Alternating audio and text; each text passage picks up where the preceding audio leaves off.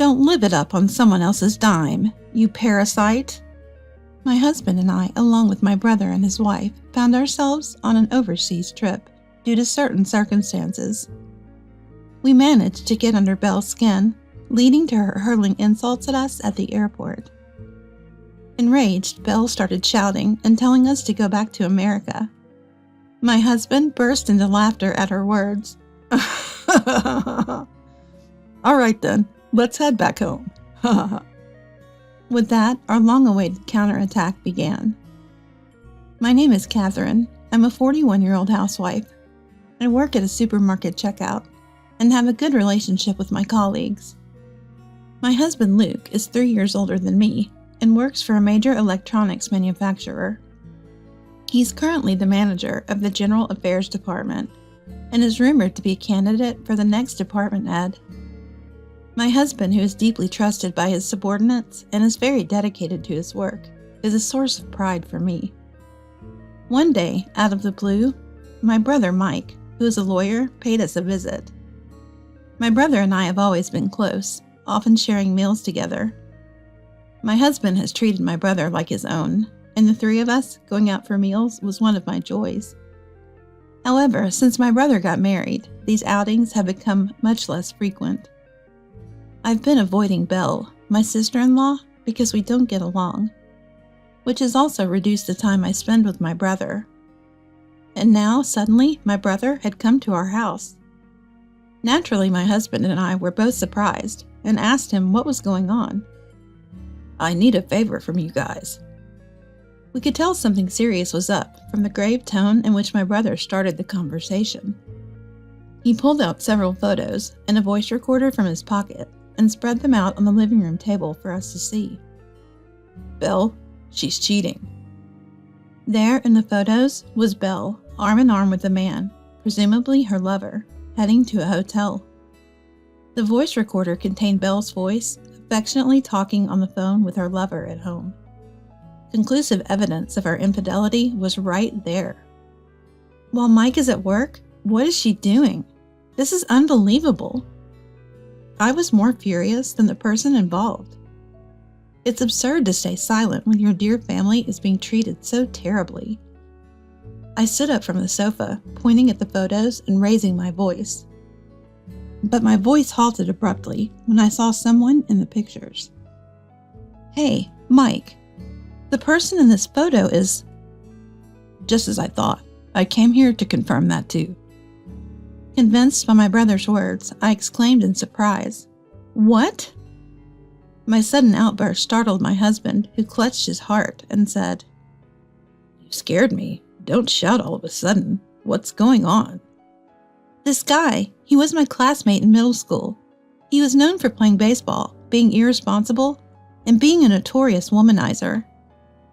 As I pointed to the face of the man in the photo and explained, this time it was my husband who raised his voice.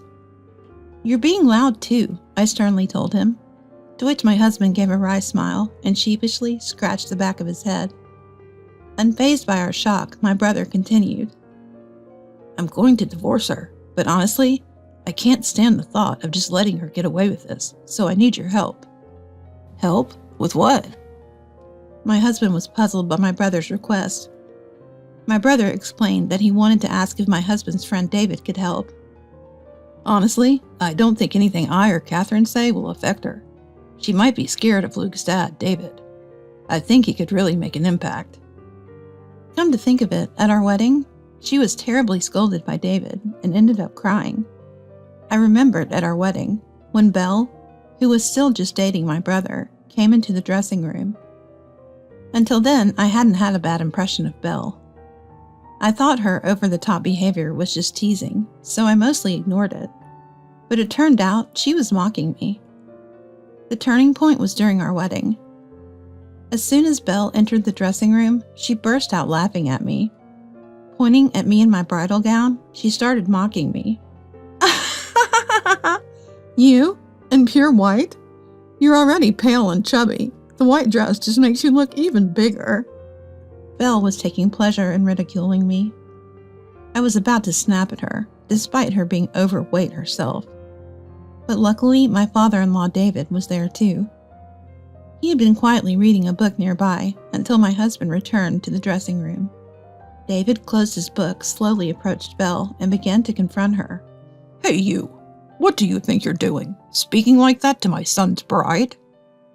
Belle's inexcusable remark had caught David's attention, and now this formidable man, easily over 6 feet tall, was towering over 5 foot tall Belle, intimidatingly demanding her to repeat what she said. David, naturally intimidating with his rugged features, would scare anyone at such close quarters. As expected, Belle looked like she was about to cry. It's not like that. I was just teasing, that's all. Belle's pitiful excuses didn't convince David at all. Teasing? You find it funny to say such things? How old are you? You're not 3 years old to say such ridiculous things. David, with his sound reasoning, pressed Belle, who was clearly shocked and started to cry, apologizing on the spot. I had to intervene to calm David down, as he seemed relentless in his scolding. Remembering this incident, I explained the situation to my husband, who immediately called David. Hey Dad, it's been a while. Actually, I need a favor. Do you have a moment? Huh, long time no see. A favor, huh? If it's about money, I can't help you. David joked heartily as he laughed. David, a straightforward and hearty man, is sincere and dedicated in his profession. He works in construction, traveling around the world. Currently, he is living in Indonesia, moving from one developing country to another. Bringing up such a matter to David, I knew it could lead to a scolding or being a nuisance to him, but we were prepared for that. My husband thought it would be better for my brother, who could explain the situation more calmly and accurately, to talk to David. We entrusted everything to my brother and asked him to explain the situation to David. Upon hearing it, David was furious. That woman, I won't be satisfied until I show her a piece of hell. I'll re-educate her myself. David, being family-oriented, was angrier than any of us and readily offered his help. Thus we decided on our revenge against Belle. When discussing how exactly to get back at Belle, David unsurprisingly suggested bringing her to him. Unfortunately, it's still difficult for me to return to America. Why don't you bring that woman to Indonesia, telling her it's a trip abroad? Contrary to our confusion, my brother was quick to respond. Is that okay? I can bring her to Indonesia, but what should we do after that? Has the woman ever worked outside the home? David seemed to have something in mind, as he first inquired about my brother's domestic situation. She used to work in medical administration before marrying me, but has been a housewife since. She said she wanted to properly keep the house, and all that. What a load of nonsense. Luring men and then talking about keeping the house. I've decided, when she comes here, making sure her plane ticket is one way only. What do you mean, David? We all exchanged surprised glances at David's statement. While we were confused, a mischievously laughing David could be heard on the other end of the phone. I'll take care of that woman for a while. I've been short of hands and looking for help. Let her work hard for a while. Maybe get in some exercise too. David's words were laden with meaning, and I could almost see his wicked grin. I hear evil laughter. I swear never to make an enemy of this man, I thought to myself. Thus we decided on Belle's vacation trip, which was actually our revenge plan. We immediately began to put it into action. As instructed by David, we arranged a dinner with my brother and his wife and had my brother invite Belle on an overseas trip. Even though Belle threw veiled insults at us during the dinner, I didn't let it bother me. Now is the time to make fun of us like this. This is our last chance to mock us, I thought to myself. Finally, the day of departure arrived at the airport. We were astonished by Belle's extravagant attire. What are you wearing? We're going abroad, and you couldn't dress up more flamboyantly? Belle taunted us while putting on a large hat. To Indonesia? Does she think she's a celebrity?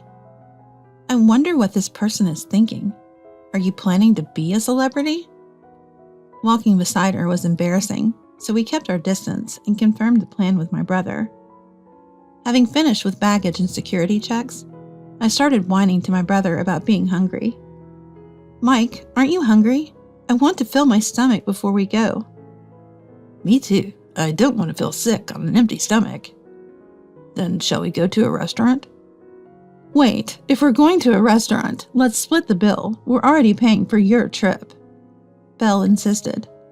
As expected, Belle, who is very particular about money, reacted to our actions. She had even had a big argument with my brother over paying for this trip. Despite not earning the money herself, she was acting all high and mighty. My brother and I exchanged glances and laughed. Careful not to let Belle notice, as everything was going according to plan. We headed to a floor lined with restaurants and entered the most expensive one we had researched beforehand, ignoring Belle's attempts to stop us. We ordered the priciest dishes, 2 per person, and decided to drink wine. A whole bottle of wine was prepared, and the bill came out to a substantial amount. Wait a minute. You guys are paying for this, right? We're already spending most of our money on this trip. Belle was truly obsessed with money. Without a word, I handed the bill to my brother, who paid with his card. Belle, seeing this, started yelling at him. "What are you doing? Why are we paying the whole amount when they're the ones eating like fools?" We invited them on this trip, right? It's only natural to treat them to a meal if we want them to enjoy themselves. I can't believe this. Are you out of your mind? Belle continued to shout, regardless of being inside a restaurant. Successfully irritating Belle, we paid and finally boarded the plane. We enjoyed our flight in the first-class seats my brother had reserved. This too was part of the act to infuriate Belle. Throughout the flight, my husband and I continued to raise Belle's tension, enjoying expensive wines and appetizers. Belle, unable to scream on the plane, was visibly seething with anger. We found the entire situation amusing and continued to indulge in luxury while infuriating Belle. We can't help but find the scene strange. I was enjoying a momentary luxury as I continued to increase Belle's anger gauge. After nearly 8 hours, we finally landed. Though I wanted to stretch my legs after landing, we had one final act to perform. My husband and I, along with my brother, stopped at various souvenir shops in the Indonesian airport and bought a range of local products. What are you doing? We just got here. But we might get hungry at the hotel, right? Mike, can we buy this too? Sure, go ahead. Luke, you too. Don't hold back. Thank you, Mike. We ignored Belle and kept buying items, filling our basket with local specialties and unique shirts. With our hands full, we started heading to the car that was supposed to pick us up, and that's when it happened. Enough is enough, you guys. As we were leaving the airport entrance, heading towards the parking lot, Belle suddenly screamed. The 3 of us exchanged glances and signaled each other with our eyes before turning dramatically towards her. What's wrong, Belle? You're shocking everyone around us. What's wrong? Your nerves. How much of someone else's money do you plan on spending? Mike, aren't you being ridiculous? Why? It's a trip. We're supposed to enjoy it. If we don't, there's no point in bringing you along. Belle, frustrated with no one taking her side, finally lashed out at us. Don't luxuriate on your husband's money, you parasites. We don't need you. Go back to America right now. My husband burst out laughing, as if he had been waiting for these words. Our long-awaited moment had arrived, and our counterattack was about to begin. All right then, let's go back. Laughing at Belle's words, my husband and I turned towards the airport, pretending to leave. Go, go. You're in the way. We're staying. Just go back on your own, you beggars. Her words were like those of a small child trying to stand up for themselves. My husband and I struggled to keep up the act, as we couldn't help but laugh at her ridiculous outbursts. Should not. We need to stay composed. If Belle finds out about our plan, it will all fall apart. As we were thinking this, Belle continued to hurl insults at us. Then suddenly, David appeared behind her. "Why don't you just enjoy Indonesia with me alone?" David said, placing his hand on Belle's shoulder and smiling broadly. Surprised by his voice and the touch on her shoulder, Belle jumped.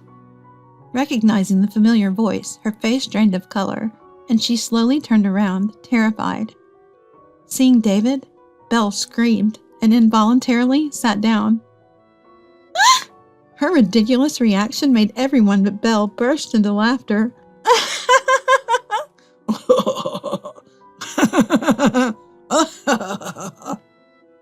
The response was so unexpected that we couldn't contain our laughter. Pretending to be surprised, my brother joked, "What are you so shocked about?" Well, I thought to myself that he was also a bit wicked. Belle stood there dumbfounded, probably wanting to say something but too shocked to speak. Finding her reaction amusing, my husband and I laughed until tears streamed down our faces. Unable to understand the situation, my brother crouched down to meet Belle's eye level, smiling broadly as he spoke to her. "Well, we're going to head back. You take your time and enjoy Indonesia." Saying this, he lightly patted her shoulder and left her with an insincere word of encouragement. "Hang in there," before standing up. Unable to comprehend the words or the situation, Belle clung to my brother's leg, crying out, "Wait, please explain what's happening." Overwhelmed by anger and confusion, Belle exploded emotionally. "Why is he here? Why are you even trying to leave? What about me? You're just going to leave me here alone?" "You were the one who said Catherine and the others should go back. I only came on this trip because they were here. I never wanted to enjoy it alone with someone like you." "What?" "You'll have plenty of work to do here. There's lots of volunteer work. You won't have time to be idle. Leave the rest to me." With that, David pried Belle off my brother, holding her firmly to prevent her escape. Even though David was over 70, he was still actively involved in construction, and not someone Belle could easily escape from. As we three were about to leave Belle behind, she remained caught by David, screaming towards us. "Coward! You've been deceiving us from the start." "Who's the coward here? This traitor?" My words were sharp, and I glared coldly at Belle. "You, I will never forgive. You'll pay dearly for hurting us." "Too bad for you. Good luck with everything. Bye." With that, my husband and I, leaving Belle still making a scene in David's arms, boarded the plane to America. Belle, penniless, had no choice but to earn her way back from Indonesia. Of course, that wasn't her plan. Unable to take a part-time job, she resorted to volunteering and scraping together small amounts of money David gave her to save for her return. But earning money was harder than she thought. During the high season, plane tickets were double the normal fare. The cost skyrocketed, making it nearly impossible to return without working tirelessly from dawn to dusk. Upon our return to America, our phones rang incessantly every day. Naturally, my brother experienced the same. Both of us blocked Belle's number due to her persistence. Belle, who hardly worked, struggled with physical labor, lost a lot of weight, and cried daily, longing to return to America. After nearly 3 months, as her visa deadline approached, David contacted her, signaling it was time to return to America.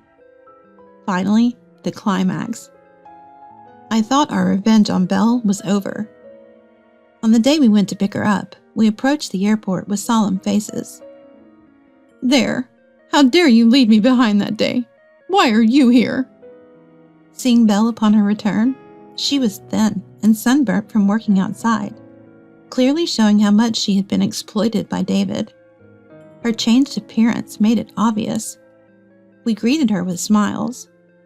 Her anger at being abandoned surged, but her loud voice quickly faded into a whisper, because there was another person with us, my brother and my husband, and one more. "Belle, I'm sorry. Let's break up." To everyone's surprise, the person we brought was Belle's lover and my former middle school classmate. Actually, while Belle was in Indonesia, we had been in touch with him, Luring him to my house was easy, then confronting him with my brother was even easier. We laid out all the evidence of his affair and made sure he knew we were aware of his family. Do you understand the consequences if I take this to court? We cornered the lover. Tears flowing, he immediately begged my brother for forgiveness, pleading not to tell his family, promising to do anything. Hearing this, my brother successfully convinced him to agree to break up with Belle in front of us upon her return. This is how we brought him to the airport. Wait, this can't be real. Why? Why are you here?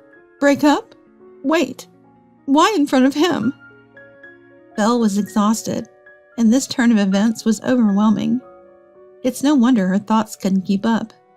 Panic was evident on her face, fearing the revelation of her affair, but it was too late for her. We felt no sympathy for her, nor do we owe her any explanation. My husband and I silently watched my brother's actions, glaring at Belle. You must have had your fun until now, haven't you? No, please wait. It's not like that. Please, don't say anything more. Our life together ends here. Let's get divorced. No, I don't want that. Please. I won't ever do this again. I'll live honestly from now on, so please don't talk about divorce. Belle, back in America, was in utter disbelief and cried hysterically. Abandoned by her lover and now disowned by her husband, she experienced true despair. I watched her cry and scream with cold eyes, realizing how much a person can lose control in such a situation. Please, I'll do anything, just not divorce. Belle clung to my brother's legs, sobbing and pleading. She seemed not to care about the eyes of those around her. You said anything? Hearing her say anything, I walked over to where Belle was. Noticing my approach, Belle clung to me, apologizing profusely and begging. I'll do anything. I'm sorry for everything I've done to you. Please persuade him not to divorce me. If anything means anything, then never show your dirty face to us again. Honestly, just seeing your face makes me sick. I spoke these harsh words to Belle, who was crying and begging, filled with all the resentment and hatred I had. Hearing this, Belle fell into deeper despair and was at a loss for words. After that, everything happened very quickly. Exhausted, Belle didn't argue back and was practically dragged home by her brother and the person she had cheated on her spouse with, where they started the divorce proceedings. Belle was in a daze for a while, bedridden and barely able to eat, feeling cornered, but she knew it was her own responsibility. No one was supposed to feel sympathy for her. Eventually, Belle recovered enough to hold a conversation, and she got divorced from her husband. Now she's living a life just manageable enough to get by all alone. And so our peaceful daily life returned, and we decided to thank David again. Back then, I did pay my brother back for the huge shopping and dining expenses, but to my surprise, he refused to accept it. You guys made my divorce and revenge possible. Let me pay for this. I'll thank you properly later. So we decided to graciously accept his offer. This time, we ended up going to Indonesia for a celebration party. We enjoyed the trip, relishing the cuisine we couldn't fully appreciate during our last visit, and we got a chance to see the architectural work David was involved in.